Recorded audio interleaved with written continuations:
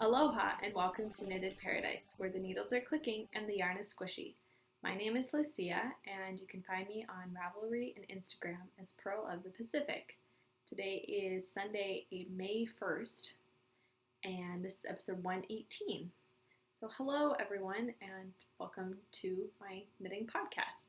If you are returning, thank you so much for coming back, and if you're new, thanks for checking me out. This is going to be an interesting sort of episode, so if this is your first, this is not normal.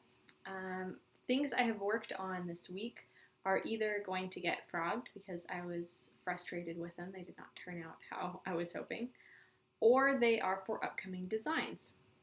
So thought I would share a little bit about my design process with you.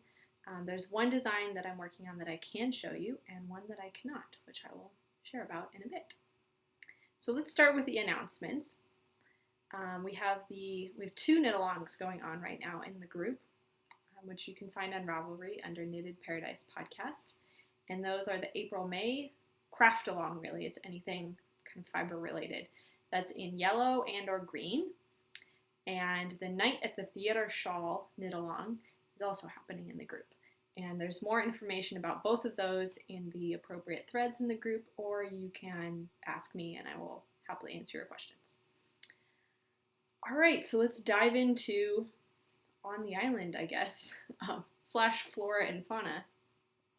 So one shawl that I've been working on a lot this week is going to be a mystery knit along. So I cannot show you the actual shawl. I can show you the colors that I'm using, which are from Two Guys Yarn Company, and the two that I'm using. I picked their standard sock, which is a nice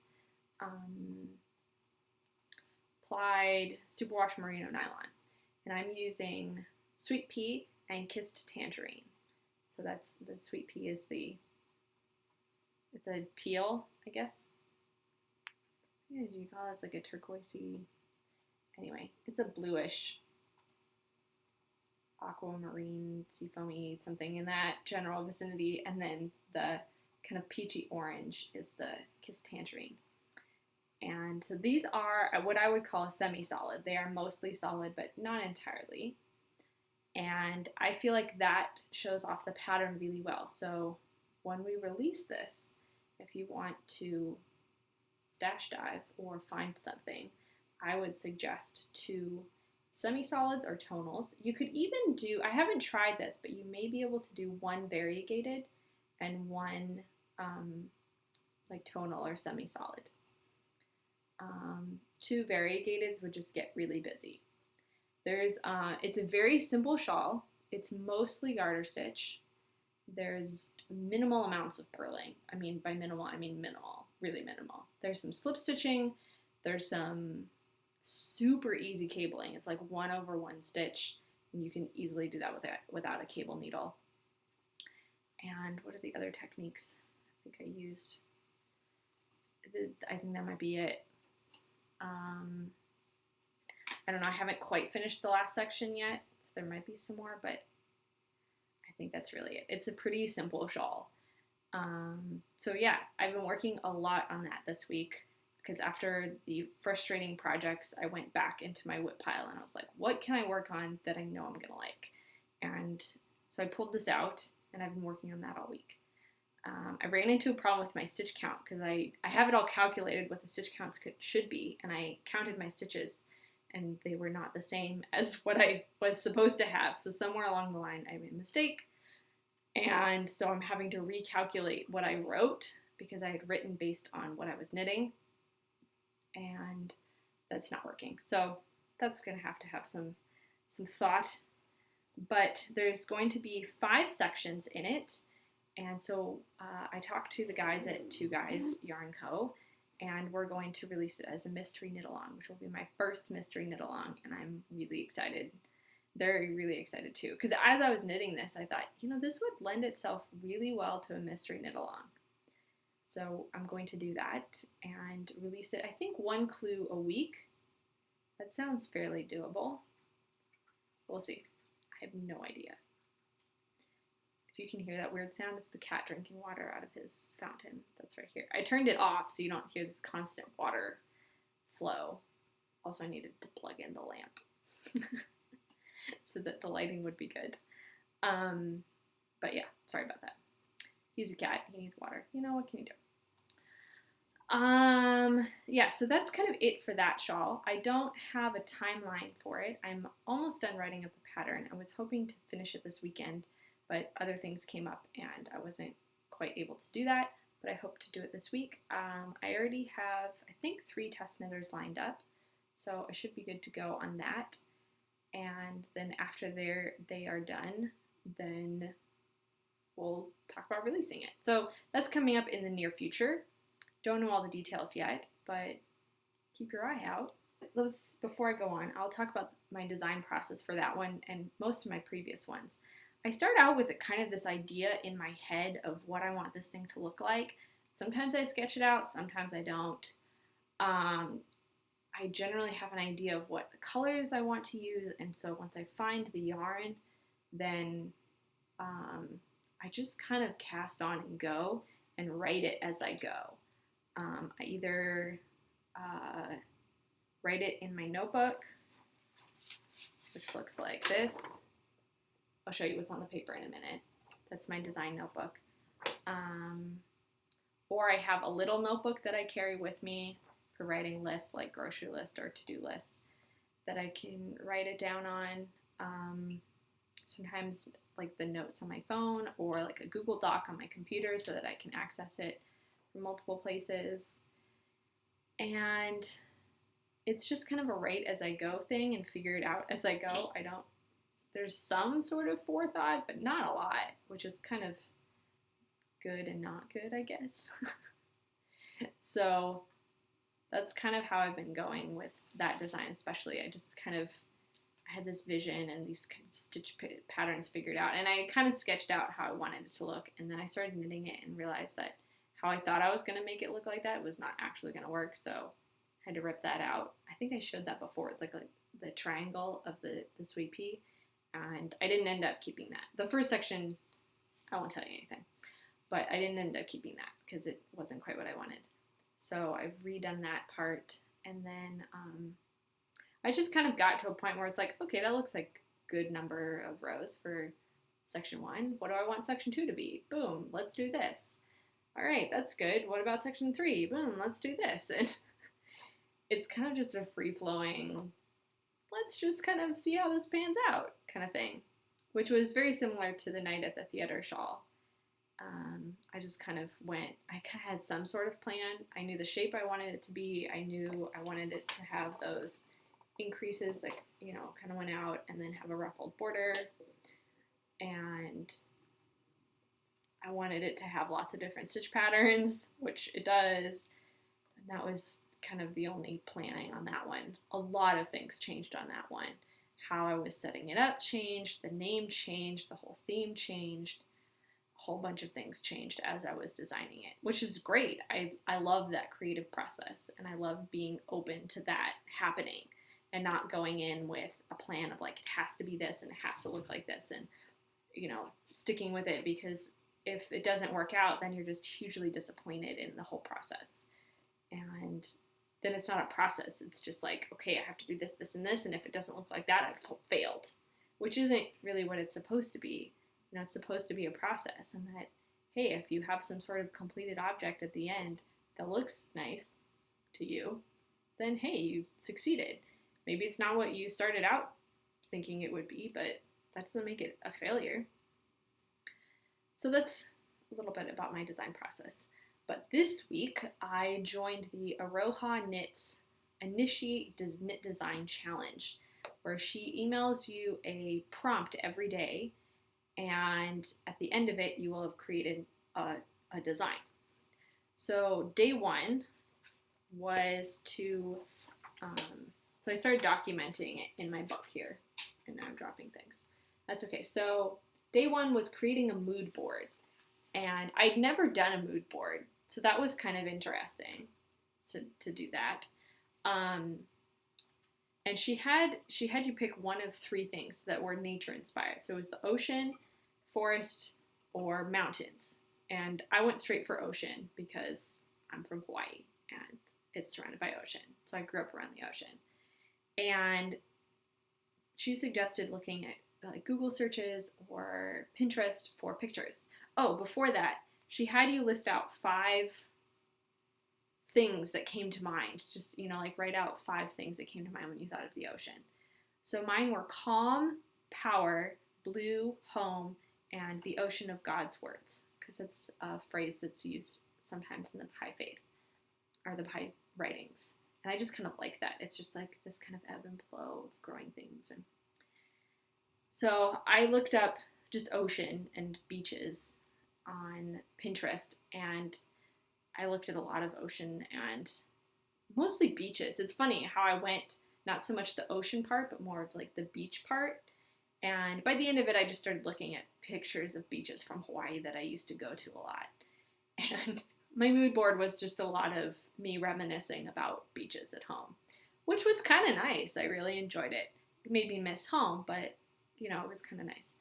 But then I found these things called frost flowers. I will insert a picture here so you can see what they are. I'd never heard of these things. I'd never seen them before, but they were fascinating and they look really cool. So the way that they form is when the air is colder than the ocean. And so the air blows over the ocean and creates these little crystal flowers. And they just cover the entire surface of the ocean. And they're just like these little, and they're kind of evenly spaced. It's kind of weird. They just kind of evenly spaced all over. And it's fascinating. I was completely fascinated by this. So this, after all of the reminiscing about home, this kind of became the impetus for this design. So I wrote out in my my notebook here, I have, oops, wrong side, the Aroha Knits Initiate Knit Design Challenge. And then I have day 1, mood board, and then ocean, and then my 5 words, and then a space here for my mood board that I posted on Instagram. So it was like a collage basically of kind of the top images that I pulled from that experience. And so I'm hoping to find a way to print it out and put it there. And then day 2 was a sketch. And I actually sketched it on a different piece of paper because it was just what I had at work. I took my colored pencils with me, and then at lunch I sketched a little sketch of what I wanted this to look like. But I think I'm going to recreate it here because that one's a little big. I'll show it to you in a second. And make it look more like a cowl. So I originally drew this. I thought it kind of looks like a drum. It does. So this is going to be a cowl, and it's going to have ribbing on the top and the bottom, and then it's going to have these frost flowers in it. So I just took my blue colored pencils, or colored pencil, and drew that. So that was my sketch, I guess, a bit. And yeah, so I'm gonna hopefully have it in my mind if I want it to actually look like kind of drapey cowl. We'll see how that works. And then day 3 was swatching. So to knit up a swatch of your design. So let me get it out here in my pile on my lap. And this was my swatch. Let's have it right way up. So this is my swatch.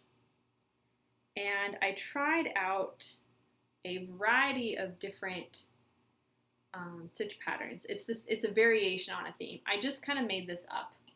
I mean, I know this is a stitch pattern probably called something somewhere, but it's an increase of 3 in 1 down here, and then I tried 5 in 1 up here, and I didn't like that as much. And then you slip those 3 for a few rows, and then you decrease them.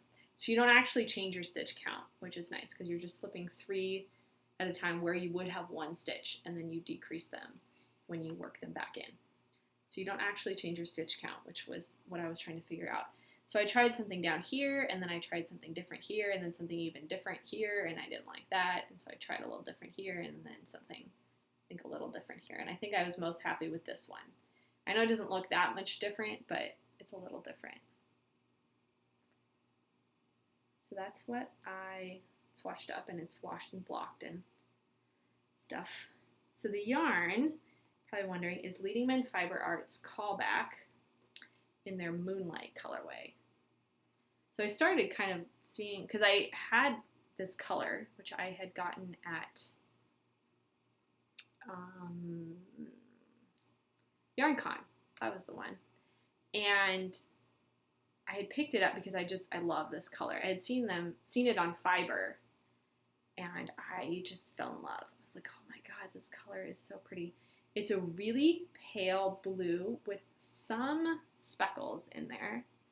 It looks gray. Like from afar, it kind of looks silvery gray. It's like silvery grayish blue. I don't know how to describe this. It's just beautiful. So I kind of looked at pictures of moonlight on beaches, and that wasn't really doing it for me. Those frost flowers, that was it. I saw that and went, boom, that's my inspiration. So I had picked this out of my stash because I thought it would work well, and knit it up. And so that was it for day 3. Day 4 was calculating. So after you had knit up your swatch, you measured the gauge as part of that, and then calculated how big you wanted this thing to be. I chose a cowl because I have this cowl, I forgot to bring it out with me, that is, it's probably like this high, and it's kind of a short circumference around. And it's perfect for me to zip up my winter coat and pull it on over my head, and it goes, I don't have a hood on my winter coat, like the puffy one that I have. It just has a short little collar on it. So this cowl is perfect to go outside of that collar and just keep the wind out for a little higher all around. And I love the way that fits. And it's knit it's knit around this way, like you cast on provisionally and then go around. And I did it in like an alpaca wool, and it's cable-y. There's no pearls. It's just like these cable crosses. I forget I should have brought it out with me. Maybe I'll go get it in a minute. But I love the way that fits, and so I wanted more cowls like that. And so I decided to design this with the same circumference and a little higher because I know this one's going to drape. It's going to sink a little bit, unless I knit it at a really tight gauge, which I don't really want to. So I knit this one. I think that one was like 8 inches tall. I calculated this one to be like 12 because I know it's going to sink a little bit. So we'll see how it turns out. Yeah, so I did a bunch of calculations. So here I'm hoping to take a picture. I have a picture of my swatch and put it here. And then I've got my row and stitch gauge here, and how many stitches are in the pattern and how many rows are in the pattern. And then here's where I did all my calculations of, this is how many stitches per 4 inches. So then I did, divide that number by 4 to get how many are in 1 inch. And then if I want that, 20 inches around and 12 inches high, then how many stitches do I have to cast on and how many rows do I have to knit, and then figuring out those within the number of pattern repeats. So I ended up having to cast on just one more stitch to make the count work with the stitch pattern, and then I think a few less rows to mean that I could have the repeat. So that's that. And then day 5, as you can see over here, was writing up a draft of the pattern and starting to knit a sample. So that is what I did today. I started up writing the pattern. I've got all of the notes here about abbreviations and yarn choices and needles and all that. And then down here I have the very start of the pattern. And then today, while I was out and about, I started knitting up a swatch, or not a swatch, but a sample. Which now, of course, incredibly tangled because the cat keeps trying to play with it because I keep putting it on the floor. It's my own fault. I should just get a project bag and put it in that, and then it wouldn't be a problem. But anyway, so this is how it is turning out so far. I did some ribbing on the bottom. Originally, I had thought 2x2 ribbing, but then I realized my stitch count was not divisible by 4.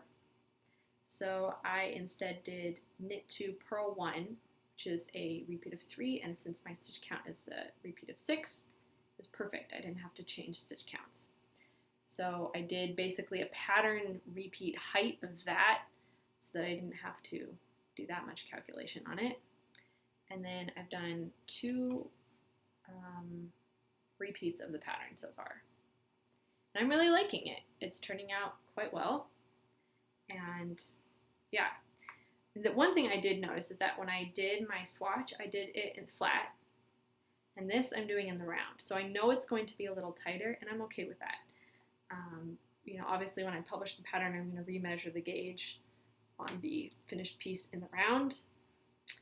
And also I will have the option to make it larger if you want it. I had that option in my other cowl, my Waves on the Sand cowl, that I gave the number of stitches per pattern repeat and said if you want, you know, like a larger circumference cowl, cast on stitches in, you know, multiples of whatever it was. I can't remember. So I'll do the same with this one because not everyone wants a close-fitting cowl. And I know this is going to block out a little bit because this did. So it was kind of nice to test out the drapiness of this and how much it would stretch. I didn't block it aggressively. I did put some straight or some wires in each edge and just pin them kind of straight. But other than that, I didn't stretch it that much. I did have to stretch it a little bit this way to kind of pull out those slip stitches so that they worked nicely.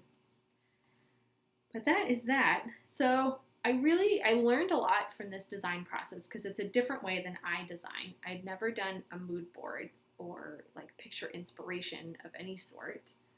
I mean, my pattern has pictures in it, and it usually has one as a background for the front page, and then some others randomly thrown in there. But other than that, I don't really have related pictures other than like pictures of the pattern, the finished object, obviously. But I don't really have any other pictures in the pattern. So I thought that was kind of fun. I'd never done that before. I'd also never really done a sketch. I did sketch out the mystery shawl that will be released soon. I did sketch out some variations of that and finally landed on what I wanted it to be. I think I did do a sketch of the Night of Theater shawl. I think I did. Let me go back. I think I did here. So this was my original sketch for that.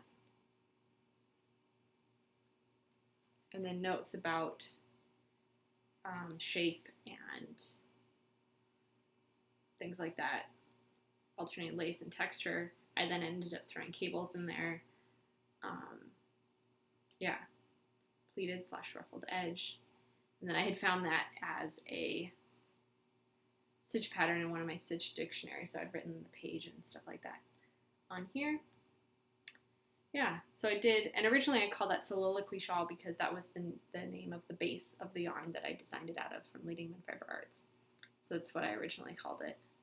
And then it changed again and changed again and changed again. I think like 3 times. It was crazy. But I'm really happy with the theme. It works really well now. So that was kind of fun. I'd never gotten inspiration from a picture before. I'd never done like a colored sketch. I'd always just done pencil and paper, and not as big as that one. I'd definitely done like, oh, I want some things here, and done like circles or wavy lines or nothing terribly detailed. It was more for the shape. I generally either do a swatch or just knit up the item and then measure the gauge. But never had I done a swatch where I tested like 4 or 5 different variations of my stitch pattern. Obviously I had to do the calculations, but I didn't always do them before I actually knit up the thing, which is probably a problem. Probably could have saved myself some time if I had done that, so that was kind of nice. Yeah, and then I'd never written out the pattern fully before casting on. I didn't really with this one either, because I just kind of wrote it up, and then I'm going to have to obviously add things tonight and post a picture of it on Instagram for the rest of the challenge, because that was it was Monday through Friday, but you have the weekend to catch up, which was great because I needed it. This weekend wasn't as busy as I thought it might be with all the work stuff going on. I did have to be on call all weekend, and randomly I'd get, texts or phone calls or messages or whatever, and I'd be like, is anyone available? We have some things to do. And so I'd have to jump on my computer and do things, which I actually did the one this afternoon, which is why I'm recording a little later than I originally intended. But that's okay. But the on-call weekend is over. Things hopefully will have settled down now that that big convention is over for the year. It's a yearly thing. And yeah. So I got some knitting done. I got to work on my designs at home and just kind of chill a little bit. Just like being on call is a little intense because I just have to constantly be checking to make sure that everything's okay. And so that was a little annoying, but that's okay. I didn't have to actually be there, so that's okay. I could knit in my sweatpants rather than a business suit, so I'm happy with that. All right, well, that's it for this week. Sorry, I don't have a whole lot of knitting to show you. I hope to have more next week. I have wound up some projects that are ready to be cast on, so I have some up-and-comings. And yeah, I've also I've been reading the Addicted to Sock Knitting e-zine that I was sent for review. I had my iPad on my lap, my work iPad on my lap, and the cat fell asleep on me for quite some time. Like, he was out. I was like, well, why don't I just sit here and do some reading? So I sat there and read a whole bunch of stuff, which was really nice. And yeah, so I will have that for a review and giveaway in the near future as well. Sorry, I've taken forever to do that, but things just got in the way. But now I have it on my list of, like, it's moving up the list, basically, is what's happening. So with that, I will say goodnight, and I hope you all have a great week, and I'll see you next time. Bye!